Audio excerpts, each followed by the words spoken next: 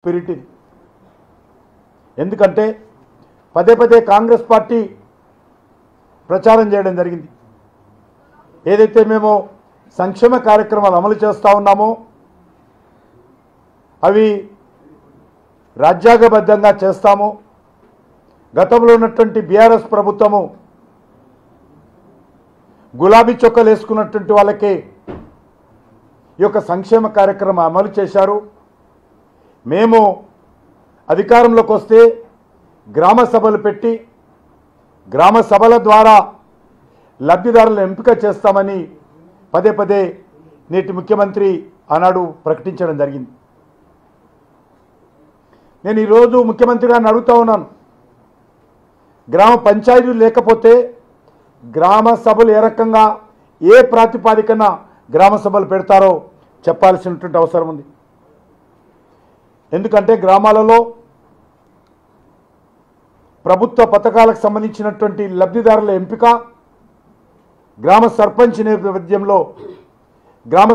నేతృత్వంలో గ్రామ సభల ద్వారానే ఎంపిక చేయాల్సిన అవసరం ఉంటుంది.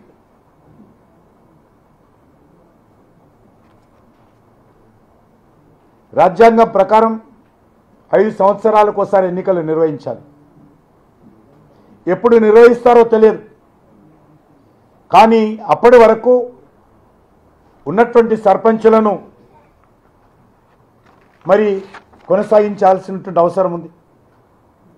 స్పెషల్ ఆఫీసర్లతో గ్రామ పంచాయతీలు కొనసాగించాలనుకోవడము మరి అది మరింత గ్రామ పంచాయతీల వ్యవస్థను నిర్వీర్యం చేయడం అవుతుంది. అభివృద్ధి కార్యక్రమాలు ఆగేటువంటి అవకాశం ఉంటుంది, సంక్షేమ కార్యక్రమాలు ఆగిపోతాయి. కాబట్టి గ్రామ సభలే లక్ష్యంగా పెట్టుకున్నటువంటి ప్రభుత్వ పథకాలు ఎంపిక ఏదైతుందో అది ఆగిపోయేటువంటి అవకాశం ఉంటుంది.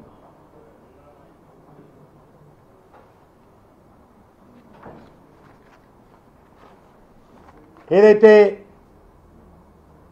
రాష్ట్ర ప్రభుత్వము గ్యారంటీల పేరుతో హామీ ఇచ్చారో వాటిని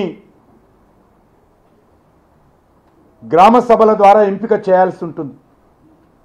కాబట్టి పార్లమెంట్ ఎన్నికల వరకు ఆ యొక్క గ్యారంటీలను అమలు చేయకుండా గ్రామ సభలు పెట్టడానికి అవకాశం లేదు. కాబట్టి సర్పంచులు లేరు కాబట్టి మేము ఎన్నికలైన తర్వాత ఈ యొక్క పథకాలను అమలు చేస్తాము, గ్యారంటీ అనేటువంటి విషయంలో తప్పించుకునేటువంటి ప్రయత్నము ఈరోజు కాంగ్రెస్ పార్టీ చేస్తున్నట్టుగా కనిపిస్తుంది.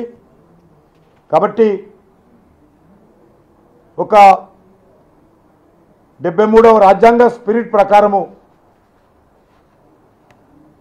ఉన్నటువంటి సర్పంచ్